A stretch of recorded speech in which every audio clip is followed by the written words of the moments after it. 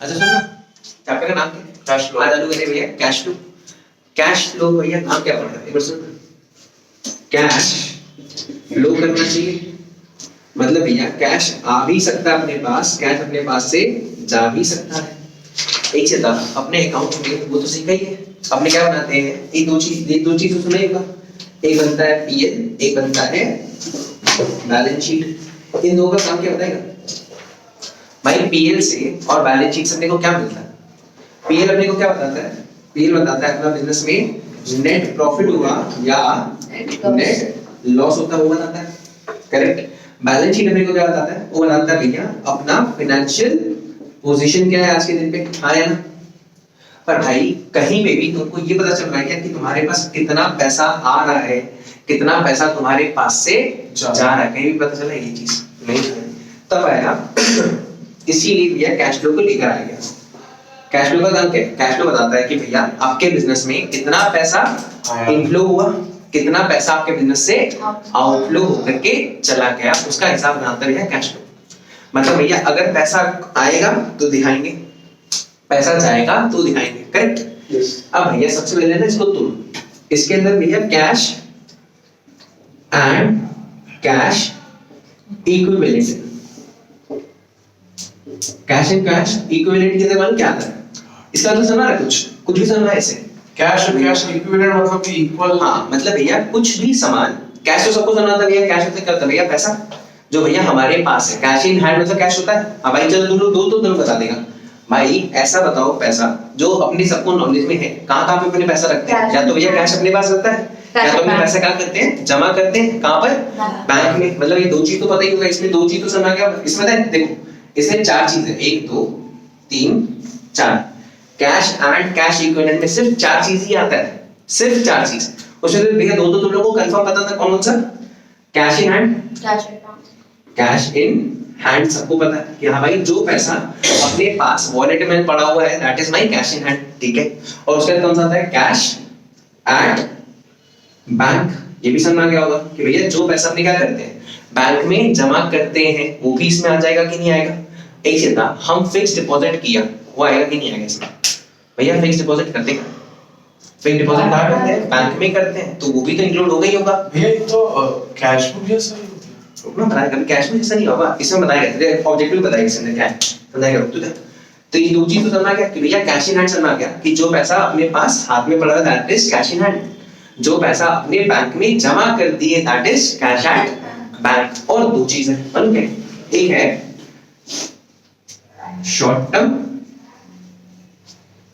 Investment. क्या है? Short term investment. इसका मतलब क्या होगा भाई?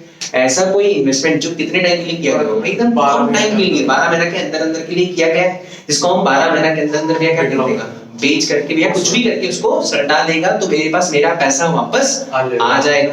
क्या बोला भैया? Short term investment. Short term investment का मतलब क्या निकला कि भैया ऐसा कोई इन्वेस्टमेंट जो कि कितने टाइम के लिए किया गया, 12 महीना के लिए किया गया, शॉर्ट टर्म के लिए किया है। और उसका मेन मोटिव क्या भैया? इन्वेस्टमेंट किया है तो भैया जैसे ही मेरे को लगेगा कि हाँ भाई मार्केट अच्छा कर रहा है परफॉर्म, हम उसको बेच देगा और अपना पैसा रियलाइज कर लेगा। पक्का पक्का? Yes bro. ये भी समझ आ गया। और एक आता है, एक और क्या था इसके अंदर, हाँ चौथा है मार्केटेबल सिक्योरिटीज। भाई चौथा यही है, मार्केटेबल सिक्योरिटीज। इसका मतलब क्या है? इसका हाँ एक ऐसा सिक्योरिटी जिसमें जब बेचना चाहिए तो बिक जाता है। एक बताता हूँ, समझाता है। ये एक ऐसा इन्वेस्टमेंट है व्हिच इज रेडीली रियलाइजेबल। मतलब ये सपोज करना, सपोज कर जैसे मेरा क्या कड़ा है, हम भैया सपोज कर अगर आज तुम लोग को ऑफर करें किसी को भी किया तो ना उसको देगा 2000 रुपए में, कोई भी खरीदेगा कि नहीं खरीदेगा? आंख बंद करके खरीदेगा। क्यों? क्योंकि भैया 2000 रुपए में अगर हमको एक ऐसा चीज दे रहा है जिस चीज रेडीली रियलाइजेबल, भैया किसी के भी पास जाओ और उसको बोलो भैया मेरे को इसको आज बेचने का है, बंदा आंख बंद करके भैया भी खरीद लेगा। मतलब क्या हो गया? ऐसे इसको भी बोल सकता है। एक और पकड़ ले भैया, सपोज कर हम स्टॉक मार्केट में कर रहे हैं भैया, हम स्टॉक जब चाहे हम उसको तभी भी बेच सकता है कि नहीं बेच सकता है ना? मतलब क्या हो गया? दीज आर कौन सा investment? These are investment which are readily realisable. और इसमें एक चीज और लिखा हुआ है, और जिसको हम लोग हेल्ड करके रखा है, held for sale for maximum 3 months. क्या बोले भैया? इनको हम कितना टाइम के लिए होल्ड कर रहा है? बस 3 महीना के लिए। 3 महीना से ज्यादा मेरे को तो होल्ड लेने का भैया ये शॉर्ट टर्म भी तो हो सकता और शॉर्ट में तो 12 महीने हो गए ना पूरा।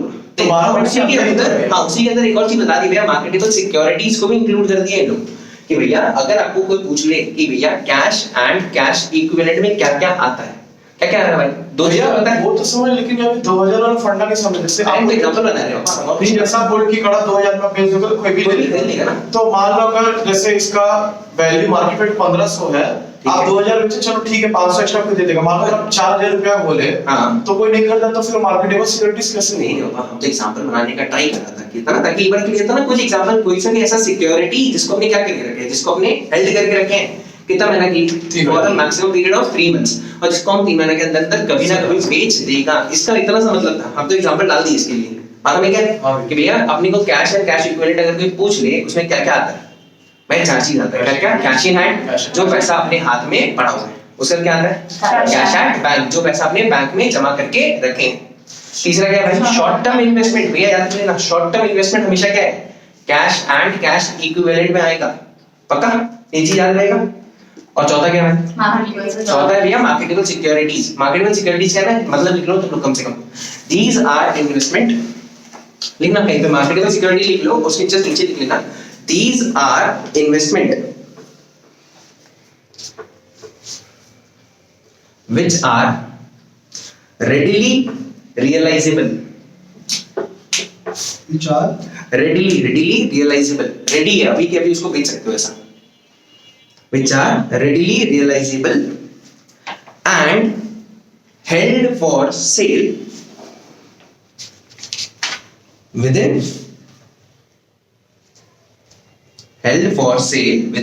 3 months। मतलब समझ गया? एक इसको वापस पढ़ लो, एक बार क्या लिखा हुआ है, these are investment which are, क्या लिखा होता है, which are readily realizable and held for sale within 3 months, जिसको भैया हम कभी भी भैया 3 महीने के अंदर कभी भी बेच सकता है, उसका मतलब ये होता है। पक्का पक्का, कोई दिक्कत ना भाई, इसमें दिक्कत नहीं है। अब भाई मालूम है कैश फ्लो का ऑब्जेक्टिव समझ ले थोड़ा सा भाई।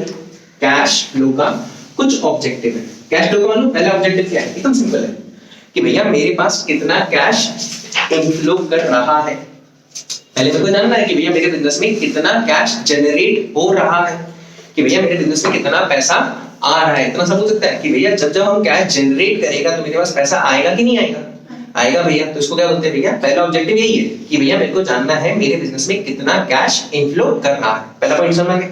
दूसरा क्या होगा भाई, दूसरा होगा कि मेरे बिजनेस से कितना पैसा जा रहा है, मतलब भैया हम कितना पैसा को कहाँ लगा रहे हैं, हम कितना पैसा आउटफ्लो कर रहा है बिजनेस के अंदर से। मतलब भाई जितना मेरे पास पैसा है उस पैसा से हमको क्या क्या चेक करना है, कहाँ कहाँ से मेरे बिजनेस में पैसा बढ़ रहा है। पहला ये देखिए, पहला ऑब्जेक्टिव। दूसरा ऑब्जेक्टिव क्या है कि भाई दूसरा ऑब्जेक्टिव हमने बना के रखे हैं कि कहाँ कहाँ पे मेरा बिजनेस से पैसा जा रहा है। जैसे सपोज कर लो तुम लोग सबसे मेरे पास पैसा आता है कि नहीं आता, तुम लोग सबसे मेरे पास पैसा आता है, आया ना। तो मेरे पास इनफ्लो समझ आ गया, मेरे पास से कहाँ कहाँ से पैसा जाता होगा भाई, सेंटर का रेंट देता है कि नहीं देता। तो भैया हम वही चेक कर रहे हैं। दो चीज समझ आ गया, 2 पॉइंट कि भैया कहाँ कहाँ से पैसा बिजनेस में आता है, पहला ऑब्जेक्टिव। कहाँ कहाँ से बिजनेस के पास से पैसा जाता है, सेकंड ऑब्जेक्टिव। तीसरा ऑब्जेक्टिव भी क्या मालूम है, वो बताता है डिफरेंस, कि भैया आपके बिजनेस में नेट में क्या हो रहा है, ज्यादा पैसा आता है या ज्यादा पैसा आपके बिजनेस से चला जाता है, वो चेक करना। 3 ऑब्जेक्टिव बता रहे हैं क्या क्या है, कि भैया पहला ऑब्जेक्टिव क्या है, आपके बिजनेस में कितना पैसा आ रहा है, कहां से आ रहा है, पहला। दूसरा ऑब्जेक्टिव आपके बिजनेस के पास से कितना पैसा जा रहा है। और तीसरा ऑब्जेक्टिव क्या है भाई, आपका बिजनेस नेट में ज्यादा पैसा लेता है या ज्यादा पैसा बाहर देता है, वो डिफरेंस चेक करना। ये अपना 3 ऑब्जेक्टिव हो गया। पक्का पक्का, कोई दिक्कत ना भाई, दिक्कत नहीं है। अब एक बार बताएगा, कैश फ्लो स्टेटमेंट अपने बनाते हैं, हाँ इसका मेन ऑब्जेक्टिव तुम लोग ट्राई करिए भाई। एक काम है, बुक खोलो, उसमें ना पॉइंट लिखा, पॉइंट वो बात कोई समझाएगा मेरे को पढ़ के, हल्का से पढ़ने का ट्राई कर, क्योंकि खुद से वैलिडेट करेगा तो ज्यादा अच्छा पड़ेगा अपने लिए। बोलो ना, ठीक है। हर एक बंदा एक एक पॉइंट समझाने का ट्राई करो भाई। पहला कौन बताएगा, पहला तनु तुम बता, क्या लिखा होगा उसके अंदर, facilitate to ascertain net cash flow मतलब क्या होता है? कैश फ्लो जो है हम लोग को हेल्प करता है, मतलब बताने के लिए कि हम लोग का कैश का जो है इनफ्लो ज्यादा हो रहा है कि आउटफ्लो ज्यादा हो रहा है और नेट कितना है। नेट में भैया ज्यादा इनफ्लो हो रहा है कि नेट में ज्यादा आउटफ्लो हो रहा है, पहला इंपॉर्टेंस समझ आ गया। दूसरा तो होगा कि वो अपने को हेल्प करता है प्लान करने में फंड्स फॉर फ्यूचर इन्वेस्टमेंट के लिए या फिर भैया अपने को फ्यूचर के लिए हेल्प करता है, मतलब यहाँ पे ये लिखा था फैसिलिटेट्स प्लानिंग कि भैया हमको फ्यूचर प्लान करने में हेल्प कर देता है, ये भी समझ आ गया। तीसरा भाई तुम ट्राई मार ले, क्या लिखा होता पता? कौन सा था? कोई सा भी पॉइंट, कोई सा भी पॉइंट जो तुम्हारे मन में आ रहा है। भैया पॉइंट नंबर 4 देख लेना, एफिशिएंट कैश मैनेजमेंट।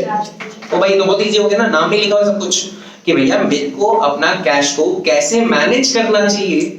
भैया मेरे को ज्यादा पैसा इन्वेस्ट करना चाहिए, मेरे को ज्यादा पैसा भैया बिजनेस में लगाना चाहिए, या मेरे को ज्यादा भैया कुछ और करना चाहिए। मेरे को समझाता है कि नहीं समझाता? मतलब क्या हो गया, मेरे को अपना पैसा को कैसे मैनेज करना है वो सिखाता है कि नहीं सिखाता? कैश फ्लो, कैश फ्लो अपने को ये भी सिखा देता है। पक्का पक्का, कोई दिक्कत आया ना?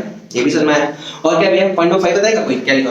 पॉइंट नंबर 5 को कंपेयर करता है, कंपेयर करने में हेल्प करता है। सपोज करना भाई, सपोज करना सबको मंथली मिलता है अपना, भाई घर से अगर देखेगा तो जिस रेंज में तुम लोग हैं तुम लोग सबको मंथली मिलता होगा, करेक्ट? तो भाई सपोज कर जैसे मेरे को मिलता था, जैसे मेरे को मिलता था, यहाँ पर देख लेना, जब हम क्लास 12 में था भैया मेरे को मिलता था महीने का 3000 रुपये। अब उस महीने का 3000 रुपये में मेरे को पूरा महीना निकालना था, ठीक है? अब सोच भाई, हम 3 महीना, सपोज कर मेरे को 2 महीना तक मिला, पहला महीना मिला मेरे को 3000 रुपया, अगला महीना वापस मिला 3000 रुपया। अब हमको कंपेयर करना है भैया, हम देख रहे हैं मेरे पास महीना के एंड में, सपोज करना भाई तुम लोग के एज में हिसाब से भैया उतना खर्चा मेरा लगने वाला नहीं था, क्योंकि भैया मेरे टाइम में उतना कुछ था ही नहीं। तो भैया सपोज कर 3000 मिला, तो हिसाब से मेरे पास पैसा बचना चाहिए कि नहीं बचना चाहिए? बचना चाहिए। पर हम देख रहे हैं क्या, मेरे पास पैसा बचता ही नहीं था भैया महीना के एंड में। तो भैया हम इवैल्यूएट करेगा कि नहीं करेगा? कैसे करेगा इवैल्यूएट? भैया जितना रुपया मेरे को महीना के स्टार्ट में मिला, हम कितना तरीका बता समझने का ट्राई। मेरे को महीना के स्टार्ट कितना मिला? 3000। अब हम देखते हैं भैया कहाँ मेरा खर्चा लग रहा है। भैया बाल कटाना, दाढ़ी वाड़ी कराना, भैया थोड़ा खर्चा वाले क्या, ट्यूशन आना जाना, ट्यूशन होता ना जो भी था उतना सारा खर्चा होता ना, आने जाने का भाड़ा लग गया, खाने पीने में लग गया, कभी घूमने चला गया, कभी कपड़ा खरीद लिया, सब मिल मिला करके मेरा पहला महीना देखना भैया मेरा ज्यादा खर्चा हो रहा था। तो भैया हम इवैल्यूएट किया कि नहीं किया? हाँ भाई इवैल्यूएट किया कि भैया ज्यादा पैसा कहाँ लग रहा है। फिर उस तरीके से हम डिसाइड किया कि भैया कहाँ पे अपना पैसा बचा सकता है, क्योंकि भैया उस टाइम तो इतना था नहीं ना वाईफाई और का, तो हमको नेट पैक भी भरवाना पड़ता था अलग लेवल पे। तो भैया नेट पैक भी अलग से डलाता था, तो उस समय रिस्ट्रिक्शन डाला कि नहीं डाला, मतलब क्या हम कंपेयर किया कि भैया हम नेक्स्ट मंथ कितना जगह पे अपना पैसा बचा सकता है, इवैल्यूएट किया कि तो भैया 2 महीने का खर्चा देगा, फिर चेक कर लिया भैया कहाँ पे मेरा पैसा ज्यादा लग रहा है, कहाँ पे मेरा पैसा बच सकता है। It's simple. और क्या भाई पॉइंट नंबर 8 देखो ना, इजी है, preparation of projected cash flow statement. भैया हम प्रिपरेशन कर सकता है कि नहीं कर सकता?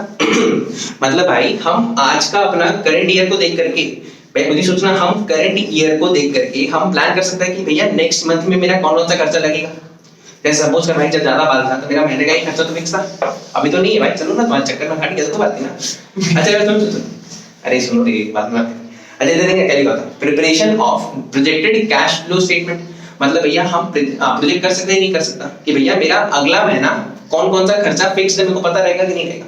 जैसे मेरे लिए देख लेना, मेरा हर महीने का एक खर्चा फिक्स है, मतलब कौन सा? यहीं से रिलेटेड भाई मेरा रेंट पक्का लगता है, इलेक्ट्रिसिटी बिल लग जाता है, पेट्रोल पानी का चार्ज लग जाता है, और क्या लगता है? पेट्रोल लगा रहे हैं, ठीक है तो सर, अरे हाँ समझ गया, समझ आ गया। मतलब हम प्रोजेक्ट कर पा रहे हैं कि नहीं कर पा रहे कि भैया हम अपना प्रोजेक्टेड कैश फ्लो देख पा रहा है कि भैया मेरे को कितना रुपया मिलेगा, वो भी हम प्लान बना लेते हैं कि हाँ भाई ये जगह से फीस आ जाएगा, प्रोजेक्टेड फीस मिलता ही है। उसके बाद भैया हम प्रोजेक्टेड अपना एक्सपेंसेस भी चेक कर लेता है कि कहाँ पे मेरा खर्चा लगेगा। ये लो एडमिशन में कोई दिक्कत ना भाई, इन सब में दिक्कत नहीं है, पक्का हटा दो भाई इन सब। अब भाई एक चीज रहेगा, छोड़ इधर ओ भाई, इंपॉर्टेंस टर्म्स में देखिएगा ना तो हम लोग समझाता है। ओ भाई सुनो, इधर देखो इधर देखो इधर देख, क्या कर ड्रग्स का अच्छा ठीक है। अच्छा सुन ना भैया, कैश फ्लो के अंदर ना मेन 3 चीजें इधर देखो भाई। कैश फ्लो में जनरली अपने ना बिजनेस में 3 तरीके का एक्टिविटी करते हैं। कैश फ्लो को इधर देखो ना, कैश फ्लो को 3 एक्टिविटी में तोड़ दिया। कौन सा एक्टिविटी तोड़ा? Financing, investing. एक आया भैया ऑपरेटिंग एक्टिविटी, ठीक है, अगला है इन्वेस्टिंग एक्टिविटी, और तीसरा है फाइनेंसिंग एक्टिविटी। और भाई पीछे तो कैश फ्लो का मतलब पता ही था ना, इसमें क्या आता था? 4 चीज, 1 2 3 4।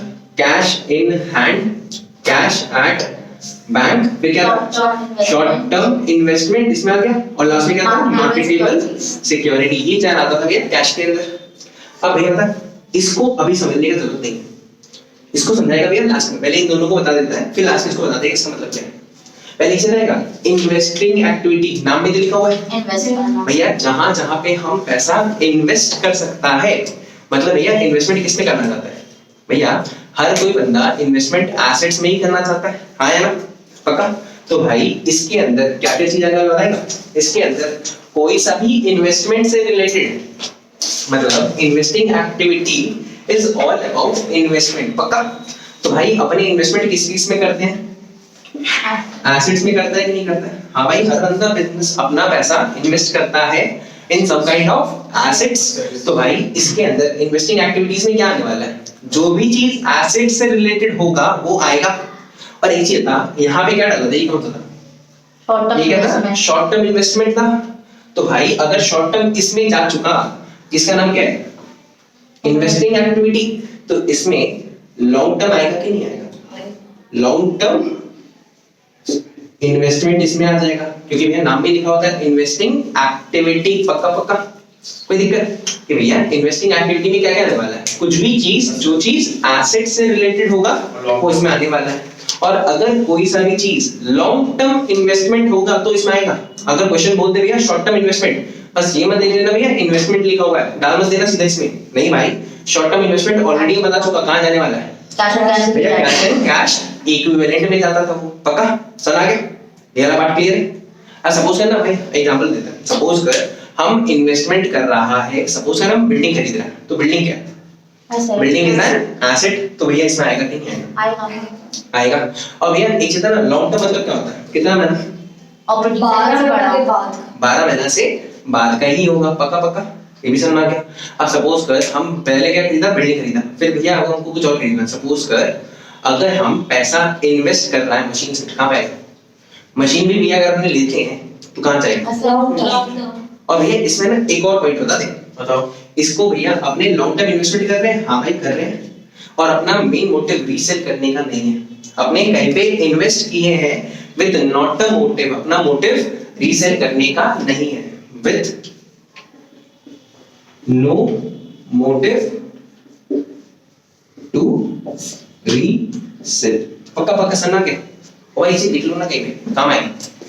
अब ये चीज है, एक और क्वेश्चन, सपोज कर हम वहां पे इन्वेस्ट कर रहे हैं, सपोज कर हम स्टॉक में उसमें कर रहे हैं, बिजनेस में भैया इन्वेंट्री होता है, हम बिजनेस का इन्वेंट्री में इन्वेस्ट कर रहा है, भैया बिजनेस का इन्वेंट्री में इन्वेस्ट कर रहा है, वो कहां जाएगा, इन्वेंट्री क्या होगा एक तरीके का बिजनेस के लिए एसेट, बिजनेस के लिए वो क्या होता है, एसेट होता है।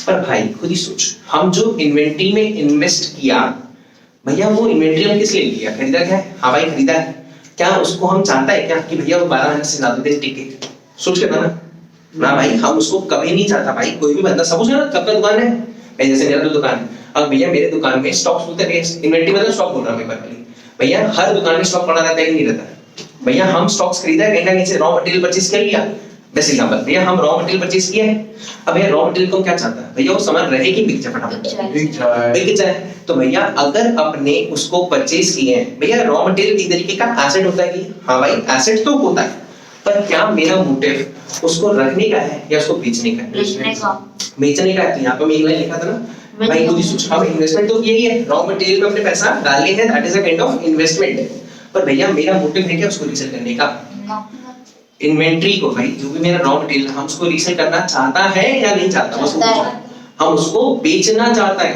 तो भैया वो कभी भी इसमें नहीं आएगा, समझ रहा क्यों, क्योंकि भैया इन्वेस्टिंग एक्टिविटी में क्या आता है, इन्वेस्टिंग एक्टिविटी में एसेट्स आता है, हाँ भाई एसेट्स आता है, और क्या आता है, लॉन्ग टर्म इन्वेस्टमेंट आता है जिसको हम बेचना नहीं चाहता। तो अगर हम पैसा कहां डाला है, रॉ मटेरियल में डाला है या कोई सा भी सामान में डाला है जो कि मेरे बिजनेस से रिलेटेड है, तो भैया वो इसमें नहीं आएगा, पक्का पक्का सुना क्या बोला, वो क्यों नहीं आएगा भैया, क्योंकि मेरा मेन मोटिव यहाँ पे क्या था, इसमें भैया मेरा मेन मोटिव रीसेल करने का नहीं है। पर भैया अगर हम कोई स्टॉक खरीदा है, हम उसको क्यों खरीदा है, क्योंकि हमको फटाफट खरीदेगा, हमको बेचना, मेरे को प्रॉफिट कमाना है, तो भैया वो इसमें तो नहीं आने वाला, पक्का पक्का समझा गया। बस इतना सा चीज याद रखना है कि भैया इसमें क्या आता है, इसमें आता है कुछ भी चीज जो कि एसेट से रिलेटेड हो, पक्का आएगा। और उसको किससे रिलेटेड होना चाहिए? इन्वेस्टमेंट से रिलेटेड होना चाहिए। वो भी कौन सा इन्वेस्टमेंट? लॉन्ग टर्म, जिसको अपने को रखना है कि बेचना है? भैया जिसको अपने को रखने का मन है, जिसको अपने को विद इन 12 मंथ्स बेचने का प्लान नहीं है। पक्का पक्का? हाँ भाई, ये तो समझ में आ गया, कोई दिक्कत? नहीं। ये हो गया भैया इन्वेस्टिंग एक्टिविटी। पक्का? अब आया भैया कौन सा एक्टिविटी? Financing activity. कौन सा एक्टिविटी? Financing activity. इसमें सिर्फ दो चीज आता है भाई, इसमें सिर्फ दो चीज आएगा। बताओ क्या क्या बताए भाई? इसमें फाइनेंस को कैसे होता है भाई? हर बिजनेस में पैसा कहाँ से आता है भैया? हर बिजनेस में पैसा लगाता कौन है? ओनर। ओनर लगाता है। ओनर बिजनेस में क्या लगाता है? सेविंग्स लगाता है। सेविंग्स को अपने बिजनेस में क्या बोलते हैं? वेरी गुड, क्या बोलते हैं उसको? कैपिटल। पक्का? हाँ भाई ठीक है। मतलब भाई फाइनेंसिंग एक्टिविटी में वो सब चीज आएगा, क्या बोल सुना? फाइनेंसिंग एक्टिविटी में वो सारा चीज आएगा जो कि मेरे कैपिटल से रिलेटेड हो, जिसकी वजह से भैया मेरा कैपिटल या तो बढ़ेगा या मेरा कैपिटल टूटेगा। पक्का पक्का सुना है? इसमें एक और चीज आता है, कैपिटल एंड बोरोइंग्स आता है इसमें, करेक्ट? भैया बोरोइंग्स मतलब क्या होता है भाई? पैसा या तो बोरो करोगे तो ठीक है, नहीं करोगे तो ठीक है। एक चीज आएगा, एक क्वेश्चन सपोज कर, सब कंफ्यूज करेंगे नहीं करेंगे, स्टार्ट करो अभी नहीं करेंगे, तो पहले समझा देता भाई। कैपिटल से क्या होता है भाई? कुछ भी ऐसा चीज जिससे मेरा कैपिटल या बढ़ेगा या तो मेरा कैपिटल टूटेगा। एग्जांपल दे, एग्जांपल देखिए भाई, सपोज कर हम कंपनी है, कंपनी अपना कंपनी का इशू कर रहा है शेयर्स, कंपनी अपना शेयर्स इशू कर रहा है, उसके से क्या होगा? शेयर इशू करेंगे, कंपनी को क्या मिलेगा? पैसा मिलेगा। और भैया शेयर क्या होता है कंपनी के लिए? भैया कंपनी के लिए उसका शेयर उसका कैपिटल है। तो भैया खुद ही सोच, कंपनी अगर शेयर इशू करेगा तो क्या उसको पैसा मिल रहा है कि नहीं मिल रहा? मिल रहा है। और उस पैसा से उसका कैपिटल बढ़ रहा है कि नहीं बढ़ रहा? बढ़ रहा है। तो भैया वो कहाँ जाएगा? फाइनेंसिंग में जाएगा। पक्का पक्का? अगर सपोज कर कंपनी जो शेयर इशू कर दिया था, कंपनी उन सारा इशू को बायबैक कर रहा है। बायबैक समझ आता है? कंपनी पहले सारा शेयर इशू किया, अब भैया कंपनी बहुत साल तक भैया बिजनेस कर लिया, बिजनेस बहुत साल करने के बाद कंपनी को लग रहा भैया इतना सारा शेयर होल्डर को भैया मैनेज करना बहुत दिक्कत का काम है। कंपनी बोल रहे काम करते हैं, हम सारा का सारा शेयर को वापस क्या कर लेता है? बाय बैक कर लेता है। तो कंपनी बाय बैक कर सकता है कि नहीं कर सकता? कंपनी अपना इक्विटी शेयर्स को बाय बैक कर सकता है। तो कंपनी अगर बाय बैक करेगा, हम वापस अपना शेयर्स ले रहे हैं, तो भैया हमको उनको पैसा देना पड़ेगा कि नहीं देना पड़ेगा? देना पड़ेगा। तो भाई खुद ही सोच, शेयर वापस आ रहा है तो भैया जैसे ही शेयर आएगा तो भैया कंपनी को क्या करना पड़ेगा? अपना कैपिटल को वापस तोड़ना पड़ेगा कि नहीं पड़ना पड़ेगा? तोड़ेगा। तो भैया वो भी कहाँ जाएगा? यहाँ पे ही जाएगा। पक्का पक्का? नहीं समझ आया? अब खुद ही सोचना, शेयर है, कंपनी जब शेयर इशू कर रहा था वो कैपिटल में जाके ऐड हुआ कि नहीं हुआ? पक्का? क्योंकि कंपनी अपना शेयर दिया। सपोज कर किसी का, सपोज कर ये मेरे कंपनी का शेयर है, कंपनी का शेयर मान ले, हम तुमको दिया, तुमने क्या लिया होगा उसके लिए? पैसा ले लिया। मान ले भैया ये मेरे पास आ गया, तेरे पास से पूरा पैसा आ गया। अब भैया हम बहुत साल चल गया, अब मेरा मन है भैया मेरे को मेरा शेयर वापस चाहिए, तो तुमसे हम ऐसे ही क्या फ्री में ले लेगा वापस अपना शेयर? फ्री में देगा क्या वापस शेयर मेरा? तुम क्या बोलेगे भैया जो मेरे से लिया था स्टार्टिंग में, क्या लिया था? कैपिटल। बोलेगी नहीं भैया मेरा कैपिटल मेरे को वापस कर दो, है ना? तो ये समय वो भी तो यहीं पे जाएगा। क्या बोला? जो भी चीज इसके से क्या होगा, मेरा कैपिटल या तो बढ़ेगा या मेरा कैपिटल टूटेगा, वो कहाँ जाएगा? फाइनेंसिंग में जाएगा। भैया बोरोइंग में भी सेम है। भैया अगर हम कहीं से पैसा बोरो करता है तो भैया इसमें आएगा कि नहीं आएगा? भैया बोरोइंग आएगा। हाँ भैया, अगर हम भैया सपोज कर लड्डू से क्या लिया था, कृष्णा से क्या लिया था, सपोज कर हम इससे पैसा बोरो किया, बोला कृष्णा एक काम कर मेरे को 2,000 रुपए देना, पैसा बोरो किया, इसमें आएगा कि नहीं आएगा? आएगा। भैया हम इसका बोरो किया हुआ पैसा इसको वापस करें तो भैया वापस जा रहा है कि नहीं जा रहा? मतलब भैया पैसा आना या पैसा जाना इन टर्म्स ऑफ या तो कैपिटल या बोरोइंग्स फाइनेंसिंग में आता है। पक्का पक्का? समझ आ गया दोनों चीज? ये दोनों समझ आ गया? पक्का? आंसर है एक चीज, सपोज कर हम कंपनी डिवेंचर इशू कर रहा है, कंपनी डिवेंचर्स इशू कर रहा है, वो कहाँ जाएगा? बोरोइंग्स में जाएगा। तो कहाँ दिखाएंगे भैया उसको? अपने उसको दिखाएंगे फाइनेंसिंग एक्टिविटी। पक्का? भैया कंपनी डिवेंचर का पैसा दिया है किसी को, मतलब कंपनी डिवेंचर इशू नहीं करना। भैया कोई दूसरा बंदा डिवेंचर इशू किया, कंपनी उस डिवेंचर को खरीदा है। समझा क्या बोला भैया? हो सकता है ना कंपनी पहला लगा तो समझ आया? पकड़ तो सही लिया, समझ में आया वापस। समझ कर अभी अलग तुम लोग समझा था? पहला वाला क्या था? कंपनी खुद का डिबेंचर इशू किया था। भैया कंपनी इशू करेगा क्योंकि कंपनी को पैसे का रिक्वायरमेंट है। हम कंपनी है, हम पैसा चाहता है, मेरे को पैसा मिले तो हम भैया पैसा लोगों से बोरो करना चाहता है, इसलिए हम कंपनी क्या करता है, कंपनी अपना डिबेंचर इशू करता है। तो तुम एकदम सही आंसर दिया कि भैया वो बोरोइंग्स है क्योंकि कंपनी पैसा बोरो कर रहा है। समझ गए तेरा? अब भैया वो सिनेरियो हटा दिया, वो पूरा सिनेरियो खत्म, हम दूसरा सिनेरियो लाया। हम बोल रहा है कोई दूसरा बंदा तुम लोग में से, हम कंपनी अभी भी अलग है, कोई दूसरा बंदा अपना कंपनी का डिबेंचर इशू कर रहा था। हम बोला भैया मेरा पैसा बहुत है, हम बोला कि काम करते हैं, वो डिबेंचर इशू कर रही है, हम बोला उससे जाकर के क्या ले लेता है, उसका डिबेंचर खरीद लेते हैं। मतलब क्या किया, हम डिबेंचर इशू नहीं किया, इशू किसी और ने किया, मैंने तो जाकर के उसका डिबेंचर को खरीदा है। तो भैया कहाँ चाहिए, इन्वेस्टिंग भैया वो मिलने क्या बन जाएगा, एसेट इस तरीके का, क्योंकि भैया हम उसका ले लेगा तो उसके ऊपर क्या मिलने वाला, हमेशा इंटरेस्ट मिलेगा। हाँ या ना, समझ गया? तो भैया क्लासिफाई करने के लिए दिक्कत नहीं होना चाहिए कि भैया कहाँ पे क्या चीज इन्वेस्टिंग है, क्या चीज फाइनेंसिंग है, पक्का। अब भैया बाकी दुनिया भर का जो भी चीज होगा वो सब कहाँ जाने वाला होगा, और भैया किससे रिलेटेड होना चाहिए, बिजनेस से रिलेटेड होना चाहिए। ऑपरेटिंग नाम तो सुना रहा होगा भैया, बिजनेस में क्या करता है, बिजनेस को अपने को ऑपरेट करना पड़ता है। तो जो भी चीज बिजनेस से रिलेटेड होगा, जो भी चीज क्या होगा, बिजनेस से रिलेटेड होगा, तो भैया वो सब चीज ऑपरेटिंग में आएगा। मतलब क्या हो गया, ऑल बिजनेस ट्रेडिंग अकाउंट जैसा रिलेटेड स्टफ्स इसमें आ जाएगा पक्का। क्योंकि देख बताओ इसमें बहुत कुछ आ सकता है, तो हम तुमको एकदम सिंपल में तो बता ही दिया कि भैया वो बिजनेस से रिलेटेड होना चाहिए। एग्जांपल देख ले भाई, बिजनेस ने भैया सपोज कर हम भैया इसको सामान बेच रहे हैं, तो इससे मेरे को क्या पाना है, इससे मेरे को पैसा पाना है। तो मतलब क्या हो गया, कैश रिसीव फ्रॉम डेटर। तो भैया डेटर कब बना होगा कोई मेरा, जब हम इसको सामान बेचा होगा, और सामान बेचता कहां से, हम अपना बिजनेस ही तो बेचेगा। मतलब भैया ये डेटर बनी कैसे, क्योंकि भैया ये क्या किए, मेरे से सामान खरीदी होगी, उसके मतलब इससे क्या लेगा, पैसा लेगा। तो मतलब क्या हो गया, इसका पैसा कहां जाएगा, मतलब जो भी पैसा वापस रीपे करेगी वो यहाँ पे आ जाएगा पक्का। क्लासिफाई कर पाएगा अगली बार से। आप एक बार जो लो भाई तुम लोग बना लो एक बार।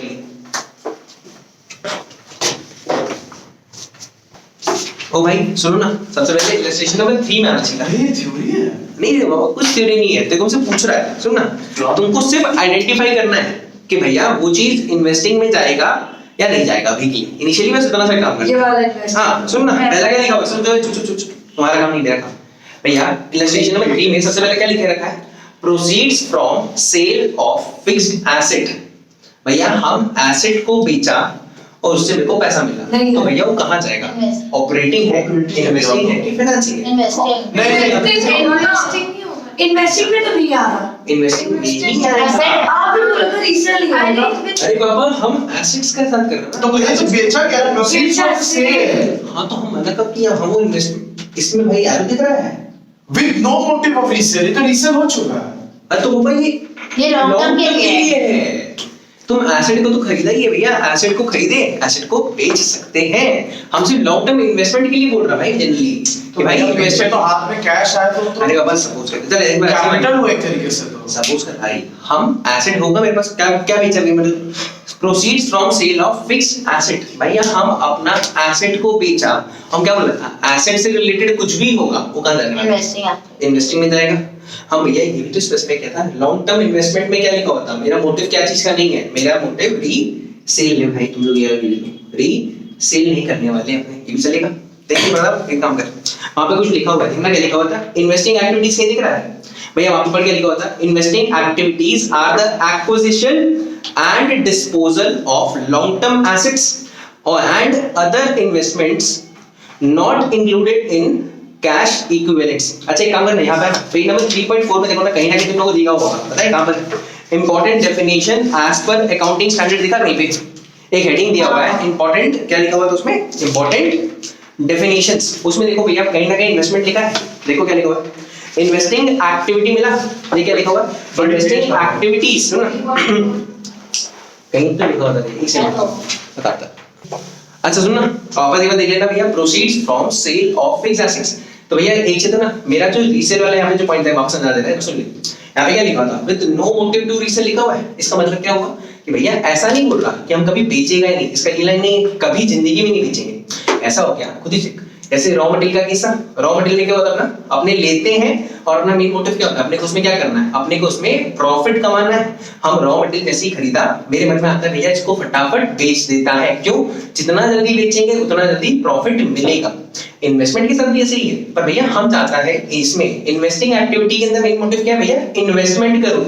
तो भैया हम कहीं पे अगर इन्वेस्ट किया है, I want to hold it for a long term, भैया थोड़ा टाइम तक उसको हम होल्ड करेगा, मतलब 12 महीना से ज्यादा, कभी भी 3-4 साल तक होल्ड करेंगे, उसके बाद जाकर के भैया मेरा मन करेगा इसको बेचने का, तो हम बेच सकता है। जैसे सपोज है ना, कोई सी मशीनरी देख ली, अगर भैया टेक्नोलॉजी अपग्रेड होता है सर, भैया टेक्नोलॉजी हर साल चेंज होता है, तो भैया हम सपोज कर हम एक बड़ा सा मशीन लेकर आया था, मेरा मैन्युफैक्चरिंग यूनिट है, हम एक मशीन लेकर आया। अब एक चिंता, वो जो मशीन लेकर आया क्या वो इकलौता मशीन है जो जिंदगी भर चलेगा? नहीं है भाई, जैसे जैसे टाइम चेंज होता रहेगा मशीन में अपग्रेडेशन आएगा, आया ना, तो आफ्टर अ व्हाइल मेरे को मशीन को बेचना होगा कि नहीं बेचना होगा, बेच सकते हैं। तो भैया ये सब क्या है, एक ऐसा एक्टिविटी है which is related to assets, तो वो कहां जाएगा भैया, इन्वेस्टिंग एक्टिविटी में पक्का।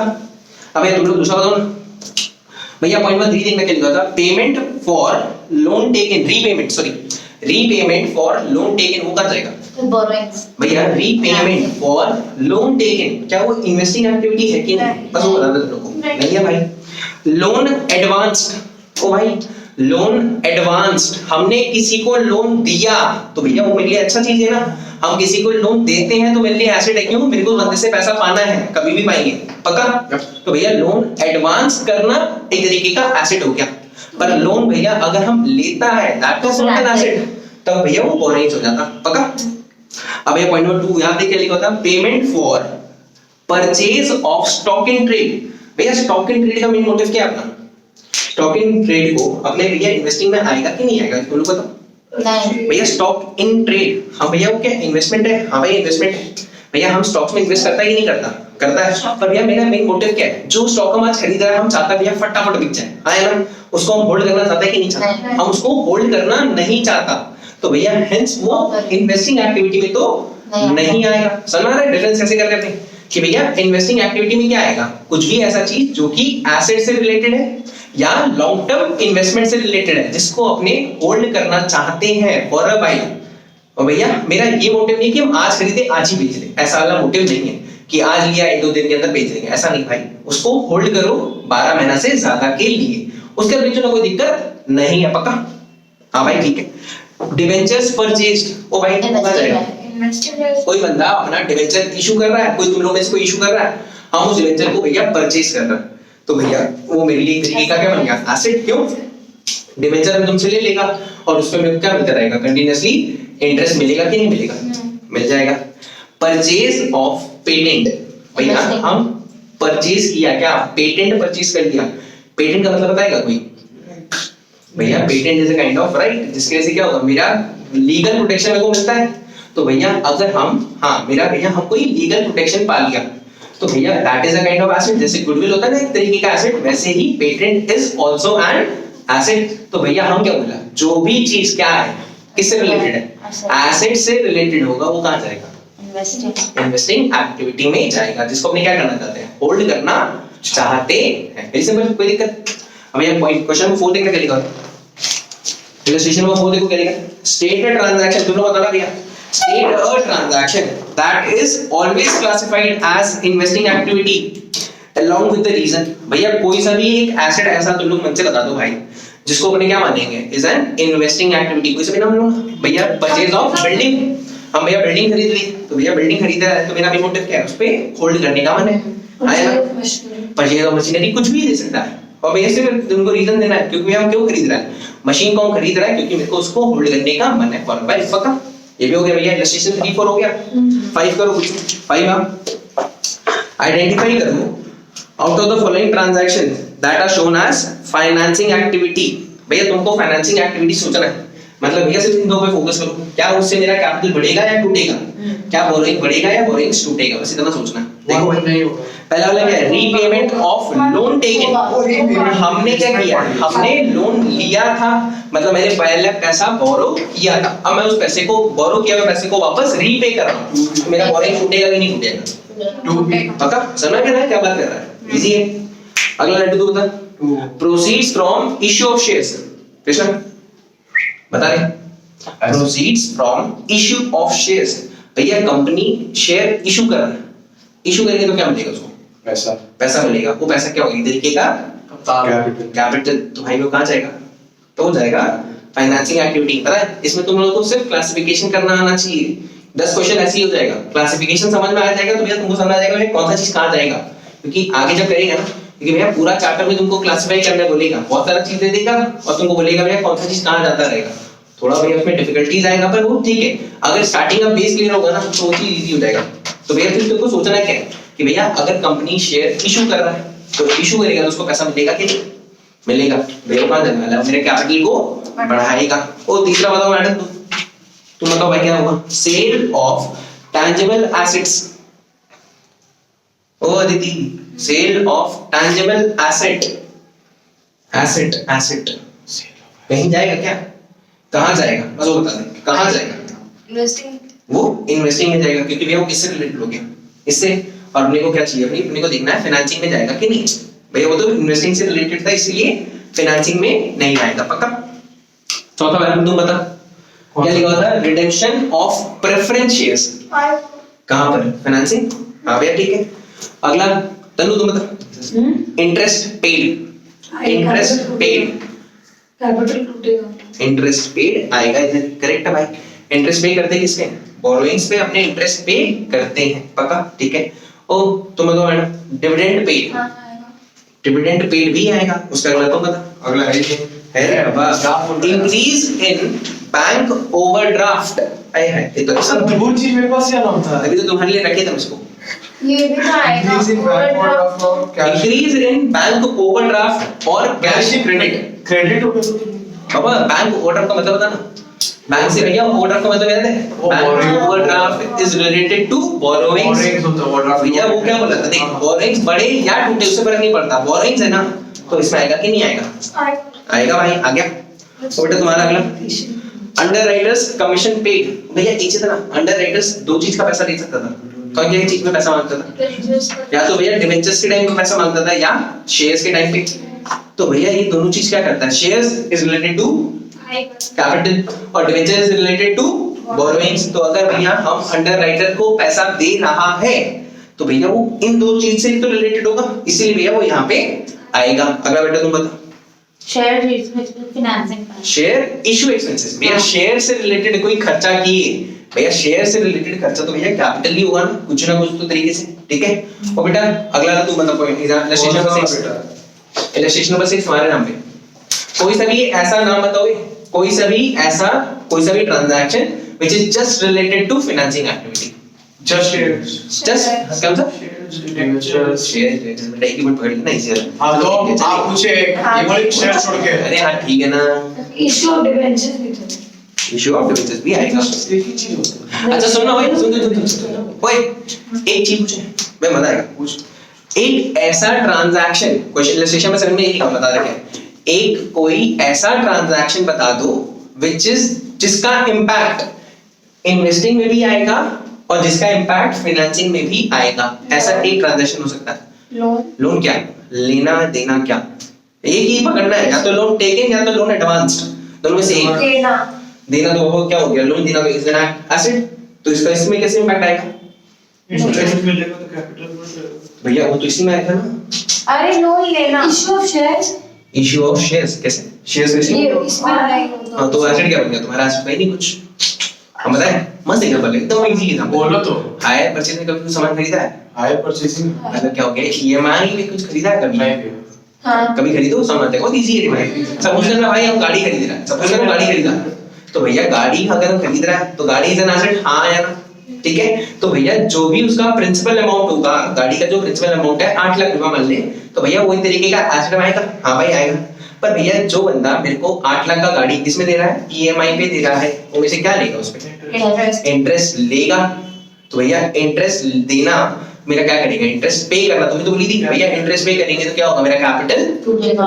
तो भैया समझना क्या कैसा है एग्जांपल कि भैया एक ऐसा एग्जांपल जो क्या कर रहा है, जो कि भैया इन्वेस्टिंग में भी आए, जिसका इंपैक्ट इन्वेस्टिंग में भी दिखे और उसकी वजह से भैया मेरा फाइनेंसिंग में भी इंपैक्ट पड़े। तो एग्जांपल क्या निकला अपना? हायर परचेज में कुछ खरीदना, क्योंकि भैया हम एसेट खरीद रहा है। हाँ भैया एसेट खरीद रहा है तो अगर हम एसेट खरीद रहे हैं तो इधर तो आएगा ही आएगा प्रिंसिपल अमाउंट, पर भैया वो बंदा मेरे से कुछ एक्स्ट्रा भी तो लेता है, क्योंकि भैया मेरे को किसमें दे रहा है सामान, ईएमआई पे दे रहा है, तो ईएमआई पे इंटरेस्ट पे करते हैं कि नहीं पे करते, इंटरेस्ट पे करना इज अ कैपिटल को तोड़ने जैसा पक्का, ये भी समझ गया। अब भैया वो इलस्ट्रेशन नंबर 1 और 2 में चलो भाई, ये क्लासिफाई करना इजी होना चाहिए। अच्छा वो इलस्ट्रेशन नंबर 1 देखो ना क्या लिखा हुआ है, इलस्ट्रेशन नंबर 1 के अंदर तुमको सिर्फ वो देखना है जो कि ऑपरेटिंग से रिलेटेड होगा, तुमको सारा का सारा वो ट्रांजैक्शंस को पकड़ना है that is just related to operating. Operating मतलब क्या था, जो कि बिजनेस से रिलेटेड होगा। तो भैया सबसे पहले क्या लिखा हुआ है, cash received from sale of goods. भैया सेल ऑफ गुड्स कहां करता है, ऑपरेटिंग हो गया। पॉइंट नंबर 2 देख के लिखा हुआ है, cash paid for purchase of stock in trade. भैया स्टॉक्स किसके लिए होते हैं, बिजनेस के लिए। उसमें ऑपरेटिंग हां परचेज ऑफ गुड्स मतलब क्या हो गया, गुड्स का बेचता तुम दुकान में बेचेगी ना सामान, वही वाला सामान है, ठीक है। पॉइंट नंबर 3 देखना, सैलरीज एंड वेजेस पेड। भैया सैलरी किसको देते हैं, अपने सैलरी नहीं होगा, स्टाफ को देते हैं। ऑपरेटिंग अब तो खुद ही सोचना वो क्या हुआ, एक तरीके से भैया है तो करता है बिजनेस से रिलेटेड है कि नहीं है। सैलरी किसको देता है, बिजनेस का स्टाफ को। हां तो भैया वो क्या है, it is just related to business, आया ना। तो भैया इसमें आएगा कि नहीं आएगा, ऑपरेटिंग आ गया वो भी। पॉइंट नंबर 4 बता। अच्छा दीदी तुम बताएगा। Point number 4, payment of interest on loan. Payment of interest on loan कहां जाएगा, ओ भैया तुम लोगों को बताएगा कहां जाएगा वो चीज। पेमेंट कर रहा है इंटरेस्ट ऑन लोन पे, हम भैया लोन लिया है, उस लोन पे मेरे को इंटरेस्ट पे करना पड़ रहा है, वो कहां जाएगा, क्या वो ऑपरेटिंग है, क्या वो इन्वेस्टिंग है, क्या वो फाइनेंसिंग है। तो सोचो किसमें, फाइनेंसिंग में जाएगा। अच्छा ओ आरजी तुम्हारा बारी, रीपेमेंट ऑफ लोन लिमिटेड और इजी हो गया, फाइनेंसिंग। अच्छा कृष्णा तेरा बारी, भैया परचेज ऑफ मशीनरी, ये सेकंड वाला जाएगा, इन्वेस्टिंग बोलना। अच्छा वो तेरा बारी, डिविडेंड पेड। अच्छा ओ एक क्वेश्चन पूछता है, डिविडेंड रिसीव्ड। हाँ डिविडेंड रिसीव्ड कहां जाएगा, इंटरेस्ट वाला तो इंटरेस्ट से बढ़ाएगा, डिविडेंड रिसीव्ड फिनेंसिंग होगा ना, हां फिनांसिंग का बाबा डिविडेंड कब मिलता है। अच्छा एक मिनट, एकदम बेसिक क्वेश्चन, अरे, हमको डिविडेंड कहां से मिलेगा, हम पैसा कहीं पे क्या किया होगा, समझ में आ रहा है डिफरेंस कितनी निकाला। तो वो उसी में आएगा उसका इंटरेस्ट। ऑब्वियसली यस भाई, हम इन्वेस्टमेंट किया होगा कहीं किसी शेयर में, तभी तो उस शेयर से मेरे को क्या मिल रहा है। क्या बोला कि कैपिटल बढ़ेगा या फिर घटेगा वो इसमें दिखाया जाएगा। अरे बाबा हम उसके लिए मना नहीं कर रहा, पर भैया हम इन्वेस्टमेंट किया कि नहीं किया। हम अगर कहीं पे इन्वेस्ट कर रहा है तो भैया अगर मेरे को देख हम डिविडेंड पे करेगा, मेरा कैपिटल पक्का टूट रहा माना, पर भैया हमको जब इन्वेस्टमेंट मिलेगा ना, हम कहीं पे किसी कंपनी में इन्वेस्ट किया है, ऐसे समझ ना, तेरे को समझाने के लिए बना दिया, हम किसी कंपनी में क्या किया, इन्वेस्टमेंट किया, वो कंपनी भैया डिविडेंड दे रहा है, डिक्लेयर कर रहा है, तो भैया उसका डिविडेंड देने से मेरा कैपिटल में कैसे फर्क पड़ रहा है भाई, वो तो भैया मेरा एसेट की वजह से यार ना, हम कहीं ना कहीं पे इन्वेस्टमेंट किया है, हम कहीं पे इन्वेस्टमेंट कर दिया किसी स्टॉक में, किसी में भी कर दिया, उस शेयर्स की वजह से भैया मेरे को क्या मिल रहा है, उस शेयर पे मेरे को क्या मिल रहा है, इंटरेस्ट, डिविडेंड बेच रहा हूं, डिविडेंड मिल रहा है, तो भैया वो डिविडेंड जो मिलेगा that is related to investment. Sale of vehicle, ये तो वो यार इन्वेस्ट, ये तो इन्वेस्टिंग में जाएगा। अच्छा हूं अरे गलती से बेटा तुम्हारा कोई से भी ऐसा एग्जांपल बता दो भैया जो सिर्फ ऑपरेटिंग से रिलेटेड है, कोई से भी एक एग्जांपल जो सिर्फ ऑपरेटिंग से रिलेटेड है। Sale of goods, purchase of goods, वे कौन सा हो गया, 1 2 हो गया, 3 4 हो गया, 5 6 7 कर लिए। अच्छा आओ अब 8 में आओ, 8 में मजा आएगा, ठीक है। अब तुम लोगों को सिर्फ क्लासिफाई करना है कि भैया देख इसमें ना सब कुछ करना है। अभी तक तो क्या कर रहे थे कि भैया कौन सा चीज फाइनेंसिंग में जाएगा, कौन सा चीज उसमें जाएगा। अब चारों में आएगा कि भैया ऑपरेटिंग में जाएगा, इन्वेस्टिंग में जाएगा, फाइनेंसिंग में जाएगा कि कैश एंड कैश इक्विवेलेंट्स में रहेगा। तुमको सिर्फ क्लासिफाई ओवरड्राफ्ट तो भी अब होगा फाइनेंस, ओ बेटा पहला पॉइंट से चलेंगे, कैश सेल्स, कैश सेल्स कहां जाएगा, ऑपरेटिंग में जाएगा। मतलब में बैंक ड्राफ्ट है, अच्छा अच्छा हम पूछ रहा मेरे वाला बुक में लिखा वो पूछ रहा, कैश सेल्स कहां जाएगा, operating, cash purchase operating, rent paid operating, या रेंट पेड भी ऑपरेटिंग। अच्छा एक पूछो मजा आएगा, पूछो इनकम टैक्स पेड। हाँ देखो बेटा वाला इनकम टैक्स पेड, सोच के देख, इनकम टैक्स भाई इन्वेस्टिंग, इनकम टैक्स क्या बोल रहे हैं, शॉर्ट टर्म भैया फाइनेंसिंग, इनकम टैक्स भैया किसमें होता है, बिजनेस में भैया पैसा कमाओगे तभी तो इंटरेस्ट। भैया कैपिटल टूट रहा लेके, अरे बाबा ऐसे नहीं, तो इनकम टैक्स देता किसमें, दैट इज रिलेटेड टू भाई इनकम कहाँ पे कमाया जाता है, इनकम कमा कहाँ से रहा है। अब देखो बेटा एक चीज है, अब देखो ये नहीं बन रहा है, तू वो सोच, वो आएगा भैया तेरे को समझा देगा। अभी के लिए तेरे को सिर्फ इतना क्लैरिफाई कर रहा है भैया, तेरे को सिर्फ सोचना है मेरे हिसाब से कि भैया इनकम कमाते कहाँ, बिजनेस में कमाएगा। अगर भैया बिजनेस में आप इनकम कमाओगे तो जितना भी चीज बिजनेस से रिलेटेड होगा कहाँ था, ऑपरेटिंग में था। अच्छा ओ बेटा तेरा भाई कैश बैलेंस, कैश बैलेंस हो ये अलग चीज है। कैश बैलेंस कहाँ पे, cash balance cash and equivalent cash and cash equivalents, ठीक है ये भी आगे। अच्छा अगला ऑफिस एक्सपेंसेस, ऑफिस एक्सपेंसेस कहाँ जाएगा, ऑपरेटिंग एक्टिविटी। अच्छा ओ issue of debentures, issue of debentures, issue of debentures कहाँ जाएगा, हाँ फाइनेंसिंग में जाएगा। हम तो डरा रहा है ऐसे ही चलेगा। अच्छा सुन, sale of machinery, sale of machinery investment, ठीक है, डिविडेंड पेड, फाइनेंसिंग, ठीक है, परचेज ऑफ मशीनरी, इन्वेस्टमेंट, ठीक है। तो बेटा तुम्हारा भाई शॉर्ट टर्म इन्वेस्टमेंट्स कहाँ पर, इन्वेस्टिंग एक्टिविटी, बेटा सीधा ना थोड़ा सा बी प्रिपेयर्ड। अच्छा wages and salaries paid, operating. बढ़िया। और एक है भैया क्या है, कैश पेड टू क्रेडिटर, बेचारी से पे पूछे पूछेंगे ना अगला। अरे वो मेरा है दो तीन क्वेश्चन है। Cash paid, cash paid to creditors, operating activity. Correct है भाई। और कुछ बचा क्या प्रोसेस में, bank balance, bank balance, bank balance कहाँ जाएगा, एक सेकंड लोग ऐसे करके को हाइप कर। अरे बैंक बैलेंस कहाँ जाएगा जल्दी बोला ना, बैंक में जा। बैंक में जाएगा, वाह। बैंक बैलेंस ओ, ऐसे क्या? कहाँ जाएगा, नहीं पता। यार तुम मजाक कर रहे हो। अच्छा सुनो भाई क्वेश्चन नंबर 9 मेरे बुक के हिसाब से पहला लिखा है ना, ये होता है। सेल ऑफ पेटेंट कहाँ जाएगा, सेल ऑफ पेटेंट्स, भैया हम पेटेंट को बेच दिया, इन्वेस्टमेंट होगा भैया। ये मेरे से पूछ रहे ना। That is an investing activity. ओ बेटा जिसको पूछेंगे वन हम सेकंड, देखा है। ओ बेटा होशियारी, अदिति मार्केटिंग एक्सपेंसेस, मार्केटिंग कहाँ करते हैं, किसमें करना होता है मार्केटिंग, वेरी गुड। मार्केटिंग क्यों करते हैं भैया, ताकि बिजनेस बढ़े, इसलिए भैया कहाँ जाएगा, उसमें जाएगा। Purchase of goodwill, oh purchase of investment, purchase of investment कहाँ बोलना, सेकंड वाला नहीं आएगा, सेकंड वाला में नहीं आएगा भैया, दैट इज इन्वेस्टिंग एक्टिविटी। ओ इधर इधर इधर मत कर इधर।